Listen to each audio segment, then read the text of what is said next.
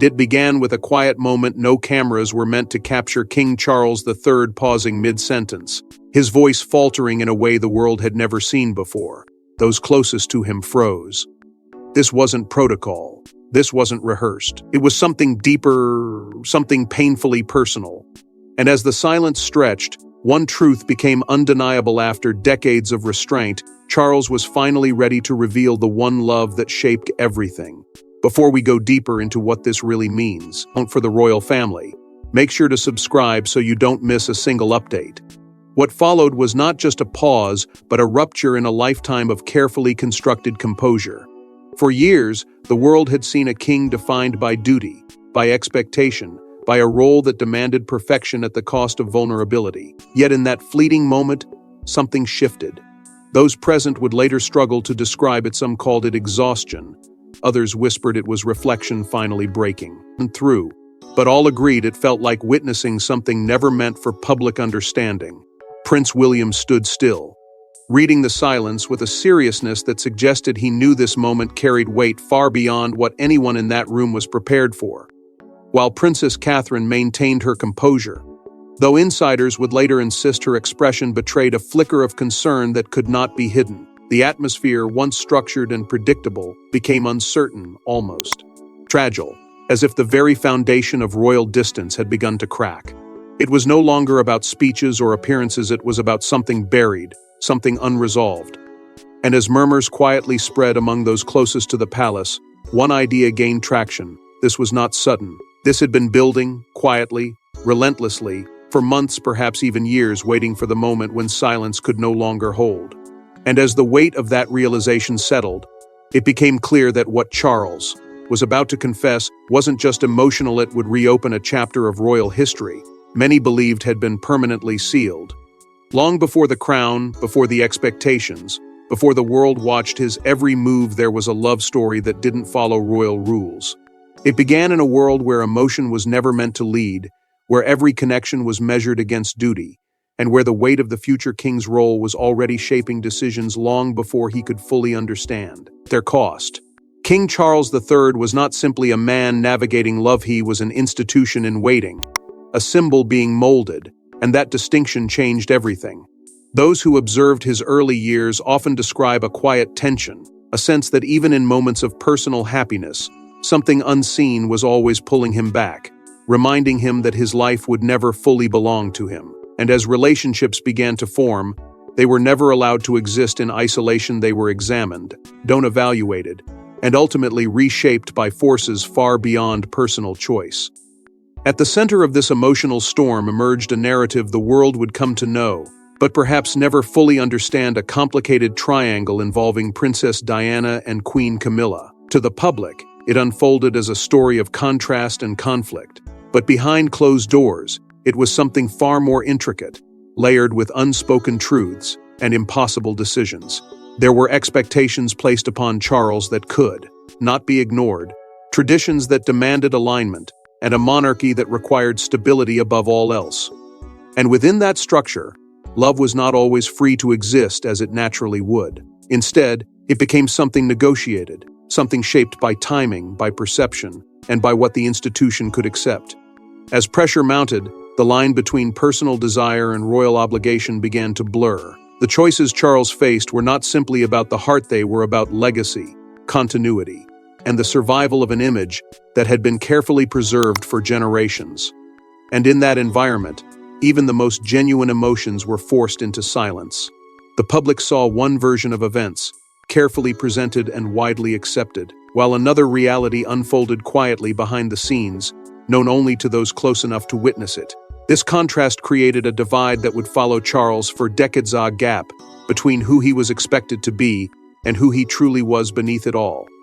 What made it even more complex was the emotional cost that came with those decisions. Choosing the crown did not come without sacrifice, and in many ways, it demanded more than anyone outside the palace could fully grasp. There were moments that lingered, choices that echoed long after they were made, and a quiet understanding that some paths, once taken, could never be undone. And yet, despite everything, questions remained, questions that refused to fade, no matter how much time passed or how firmly the narrative seemed set. Who was the love that truly defined him? Was it the one the world believed, or the one he was never fully allowed to claim? Those questions, once whispered in private, began to take on new meaning in light of his recent confession, because what the world thought it knew was built on fragments, partial truths, shaped into a story that felt complete but wasn't. And as the layers began to shift, revealing something deeper, something more personal, it became clear that the story of Charles Hart was far from simple.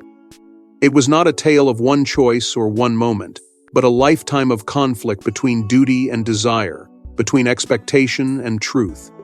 And just as the pieces began to align in a way no one had anticipated, one realization stood above all others: what the world thought it knew about Charles Hart was only part of a far more complicated truth. Then came the moment that stunned even those closest to him. Charles finally said it, not as a king, but as a man. There was no grand announcement, no carefully structured statement shaped by tradition or expectation.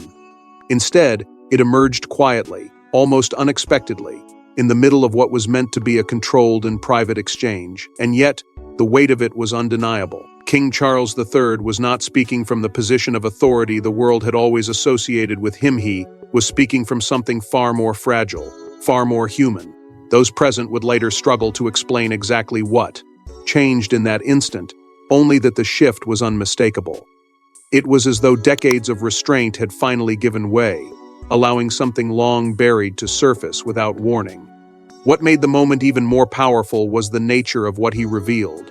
It was not direct, not explicit in the way many might expect, but layered with meaning, with pauses and carefully chosen words that carried more weight than anything spoken openly before. There were hints subtle but impossible to ignore that the greatest love he referred to might not fully align with the version of events the public had accepted for years.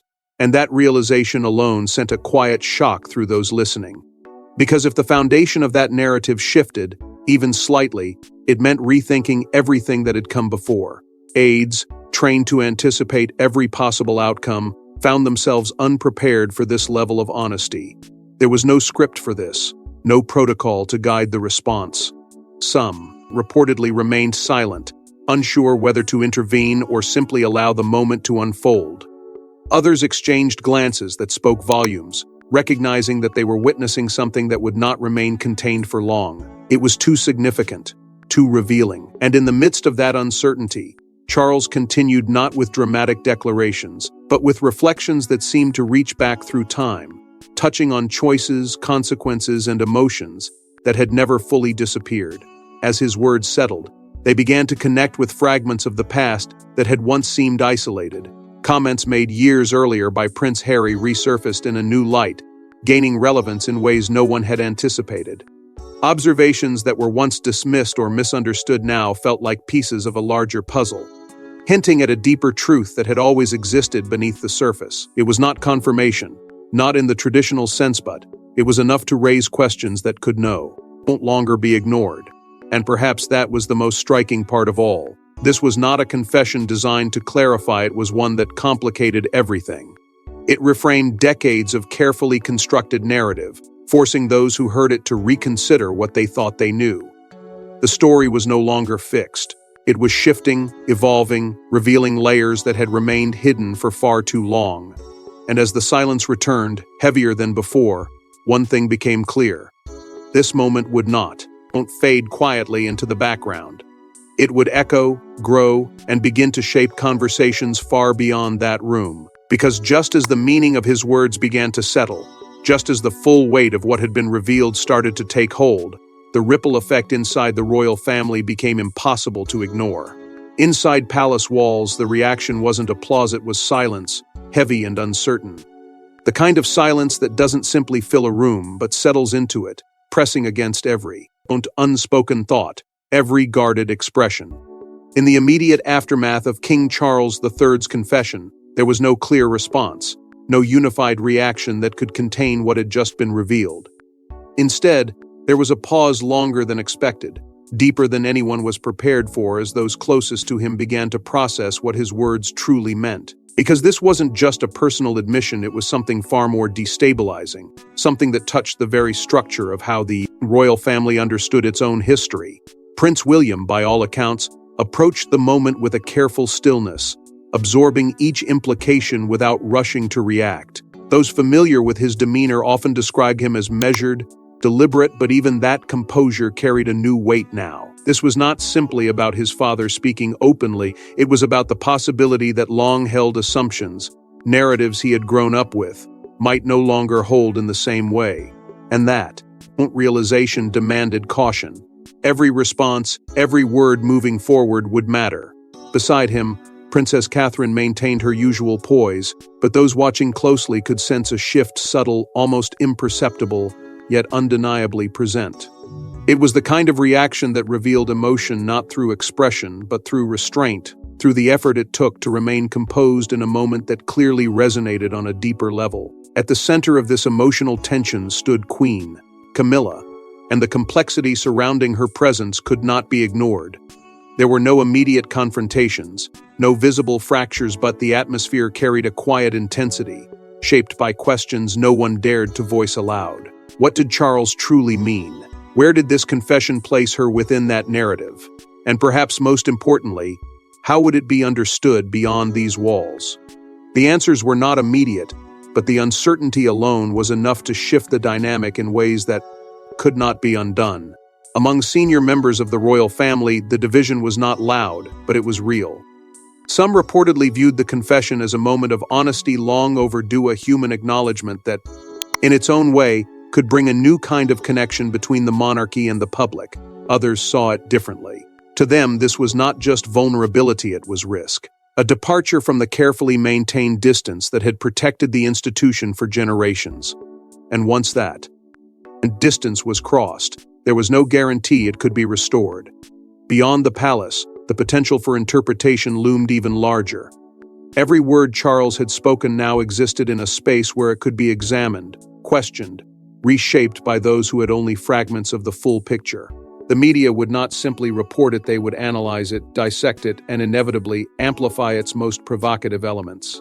And within that process lay another layer of uncertainty, one that extended far beyond personal relationships into the realm of public perception and historical record. Because what had begun as a deeply personal moment was quickly becoming something else entirely. It was exposing emotional fault lines that had always existed beneath the surface, bringing them into a space where they could no longer remain hidden. And as those lines became more visible, more defined, it became clear that this was not just about how the family felt in that moment, it was about how this moment would be remembered, interpreted, and ultimately woven into the larger story of the monarchy itself.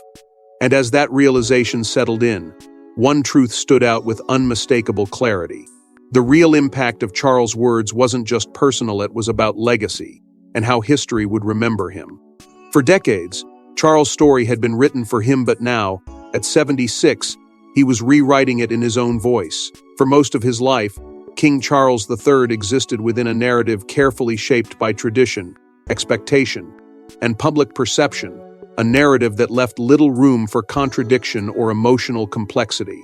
Every decision he made, every relationship he formed, was filtered through a lens that demanded consistency, even when reality was far more complicated. But with this confession, something shifted in a way that could not be undone. It was no longer about maintaining the story, it was about challenging it, reshaping it, and in doing so, forcing the world to confront the possibility that what it had long accepted as truth was only part of a much deeper, more nuanced reality. What made this moment so powerful was not just what Charles revealed, but what it represented.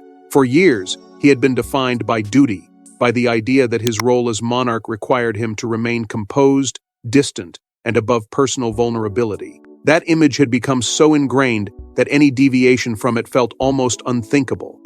And yet, here he was, stepping beyond that boundary, allowing something personal to emerge in a way that redefined how he could be seen. It was not a rejection of duty, but a rebalancing of etan acknowledgement that even within the structure of monarchy, there is space for honesty, for reflection, for truth that does not fit neatly into established expectations.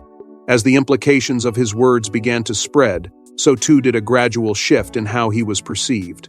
For some, this was the first time they had seen Charles not as a figure bound by obligation, but as a man.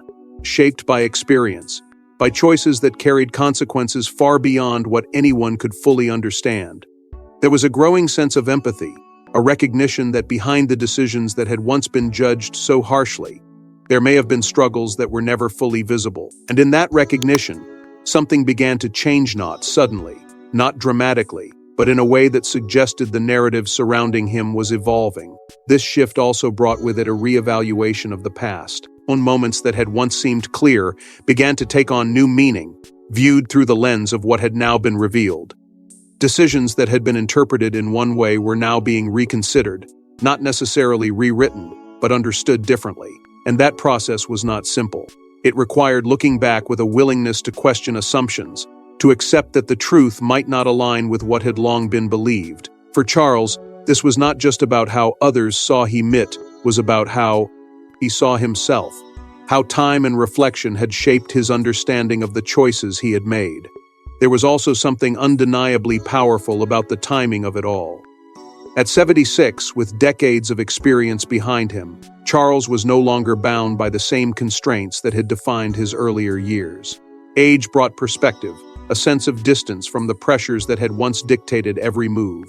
And with that perspective came a different kind of clarity, one that allowed him to speak in a way that might not have been possible before. It was not about changing the past, but about acknowledging it fully, without the need to protect or reshape it. In doing so, he also shifted the monarchy itself, if only slightly. For an institution built on tradition and restraint, moments of vulnerability have always been rare, carefully controlled when they do occur. But this felt different. It suggested an evolution, a recognition that connection with the public does not always come from, not perfection, but from authenticity. And that idea, once introduced, has a way of lingering, of influencing how future generations might approach their roles. Yet even as this new understanding began to take shape, even as perspectives shifted and narratives evolved, there remained something unresolved at the center of it all. Because for all that had been revealed, for all the clarity that seemed to emerge, one question refused to fade, lingering just beneath the surface, waiting to be fully understood. And yet, even as the world began to understand him differently, one question remained unanswered. Because at the center of it all wasn't controversy, it was love, complicated, enduring, and never truly resolved. Beneath the weight of titles, expectations, and decades of public scrutiny, the story of King Charles III was never just about duty, it was about a connection that refused to fade, even when it was reshaped, redirected, or quietly buried beneath obligation. And as his confession lingered in the minds of those who heard it, the question that began to take hold was not simply what he had said, but who he had truly meant. Because for years, the answer had seemed obvious, almost settled by history itself. Yet now, that certainty felt less stable, less complete, as if the truth had always existed in fragments rather than a single, clear narrative. What made this realization so powerful was the emotional weight behind it. The choices Charles made were never isolated decisions, they were moments that carried consequences, shaping not only his life but the lives of those around him. Each step forward came with something left behind, each commitment demanding a sacrifice that could not be undone. And over time, those sacrifices accumulated, forming a quiet tension that remained unresolved. It was not simply a matter of who he loved, but how that love was defined, constrained, and ultimately transformed by the role he was destined to fulfill. Because in the world he inhabited, love was never allowed to exist freely. It was influenced by timing, by expectation, and by the unspoken understanding that personal happiness often came second to the preservation of something far larger. As people began to revisit his words, subtle clues emerged, pointing in different directions, each one adding another layer to an already complex story. There were references that seemed familiar, yet slightly altered in meaning, moments from the past that now felt incomplete, as though they had always hinted at something deeper without ever fully revealing it. And within those fragments, a new perspective began to take shape, one that suggested the answer might not be as straightforward as it once appeared. Because perhaps the love of his life was not defined by a single name or a single chapter, but by a series of experiences that together form something far more enduring. This is where the story becomes most difficult to define. In the royal world, love is rarely simple. It does not follow the same path as it might elsewhere, nor does it allow for the same clarity. Instead, it exists within a framework that constantly reshapes it, turning what might have been certain into something far more complicated. And for Charles, that complexity became a defining part of his journey. It influenced his decisions, his relationships, and ultimately, the way he carried himself through decades of scrutiny and expectation. It was always there present, shaping, lingering yet never fully expressed in a way the world could easily understand. And that is why this confession feels so significant. Not because it provides clear answers, but because it refuses to. It opens a door rather than closing one, inviting questions that cannot be easily resolved. It challenges the idea that his story can be simplified into a single narrative, suggesting instead that it is made up of layers, each one carrying its own truth. And as those layers continue to unfold, the realization becomes harder to ignore that what Charles revealed was not a conclusion, but a beginning. Because as the final pieces of his story began to fall into place, the deeper truth became impossible to ignore. In the quiet aftermath, Charles wasn't just reflecting, he was confronting everything he had spent a lifetime avoiding. There is a difference between remembering and truly facing something, and for King Charles III, that difference seemed to define this moment. The confession had already shifted how others saw him, but now the focus turned inward, to the weight of choices that had never fully settled, to decisions that had shaped not only his public life but his private sense of self. For years, those choices had been carried quietly, absorbed into the role he was expected to play, hidden beneath layers of duty that demanded forward movement without pause. But now, with the distance that time brings, and the clarity that comes with it, those same moments returned not as distant memories, but as realities that still held emotional consequence. What made this confrontation so powerful was not the events themselves, but the way they had lingered. Decisions once presented as necessary, even inevitable, revealed a deeper cost when viewed through reflection. The expectations placed upon him had never allowed for hesitation, never permitted the kind of space where doubt could exist openly. And so, those doubts remained unspoken, carried quietly beneath the surface. But in this moment, that silence began to shift. It was no longer about maintaining control over the narrative, it was about understanding it, even when that understanding came with discomfort. Because acknowledging the past in its entirety meant accepting both what had been gained and what had been lost. Those closest to Charles, those who had observed his journey over decades, began to recognize the significance of this shift. Some described it as overdue, a necessary reckoning that had simply taken time to reach. Others saw it as something more fragile, a moment where the balance between composure and vulnerability could no longer be maintained in the same way. And within those perspectives lay a shared understanding. This was not easy. It was not a simple act of reflection, but a process that required confronting emotions long set aside, revisiting decisions that had once felt final but now carried new meaning. There was also a sense that this confession, revealing, was not an endpoint but a form of closure, partial, incomplete, but meaningful nonetheless. It did not rewrite the past, nor did it erase the consequences of what had come before. Instead, it offered something quieter, something more internal, a recognition of truth, even if that truth could not change what had already been done.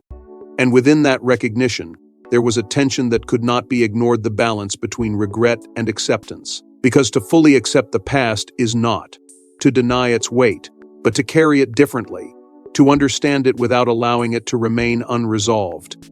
For many, this moment offered something rarely seen within the structure of monarchy, a glimpse into the human side of a role so often defined by distance. It reminded those watching that behind the title, behind the expectation, there exists a person shaped by experience, by emotion, by the same complexities that define any life lived under pressure. And that realization, quiet as it may be, carries its own kind of impact. It shifts perception, even subtly, opening the door to a more nuanced understanding of what it means to live within such a system. And as the weight of his truth settled, as the full extent of what had been acknowledged began to take hold, it became clear that this was not simply about revisiting the past. It was about what that past now means moving forward, how it would shape the decisions still to come, the legacy still being written. Because once something is faced, truly faced, it cannot return to silence. It becomes part of the present, influencing what comes next in ways that are not always immediately visible, but deeply felt. And in that realization, one truth stood out with quiet certainty: this wasn't just about the past, it was about what comes next. Because in the end, this wasn't just a confession, it was a legacy-defining moment. What King Charles III chose to reveal did more than reshape how he was seen in the present. It began to influence how he would be remembered long after his time had passed. For decades, his story had been framed through decisions, through roles, through a carefully maintained distance that left little room for emotional interpretation. But now, that distance had been broken, and in its place stood something far more complex: a narrative no longer defined solely by duty, but by the honesty that emerged when that duty was finally questioned. And with that shift came a realization that history is never fixed. It evolves, shaped by moments like this, where truth interrupts expectation and forces a reassessment of everything that came before. As this new understanding takes hold, its impact extends beyond Charles himself. It begins to reach into the future of the monarchy, influencing how those who follow will navigate the balance between tradition and personal truth. Prince William now stands at the center of that transition, not just as an heir, but as someone who must interpret what this moment means for the path ahead. Because inheriting the crown is no longer just about preserving what has always been, it is about understanding what must evolve. And in that responsibility lies a challenge unlike any before it: how to honor the past while acknowledging the emotional realities that can no longer be ignored. This is where the tension becomes most visible. The monarchy has always relied on structure, on a sense of continuity that resists change. Yet, with this confession, a new element has been introduced, one that cannot simply be contained or dismissed. It is the idea that vulnerability, when expressed with sincerity, does not weaken the institution, but adds a layer of depth to it. And that idea carries weight, not only within the palace, but in the way the public connects with it. Because for all the fascination surrounding royalty, it is often the human moments, the glimpses of truth beneath the surface, that resonate most deeply. That connection is already beginning to shift. What was once viewed through a lens of distance is now being reconsidered with a sense of empathy, a recognition that behind every decision lies a story shaped by forces both visible and unseen. And in that recognition, the narrative becomes richer, more layered, more reflective of the reality it represents. But even as that understanding grows, one element remains unchanged: the mystery at the heart of it all. Because love, especially within a world defined by expectation, never simple. It carries with it contradictions, sacrifices, and questions that do not always have clear answers. And perhaps that is what gives this moment its lasting power. It is not about providing resolution, but about acknowledging complexity. It is about accepting that some stories cannot be fully defined, that some truths exist not as conclusions, but as ongoing reflections of a life shaped by both choice and circumstance. And as time moves forward, as new chapters are written and new voices emerge, this confession will remain a point of reference, a moment where the narrative shifted, where the silence was broken, and where something deeply personal became part of a much larger legacy. Because in the end, what Charles revealed was not just about who he loved, but about how that love influenced everything that followed. It shaped decisions, defined relationships, and ultimately became part of the story that history will continue to examine. And as that story evolves, one thing will remain certain.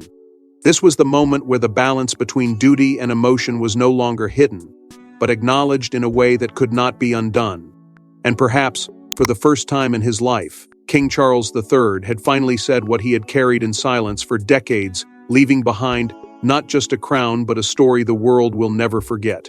Thanks for watching. Please don't forget to like and subscribe, and we will see you in the next one.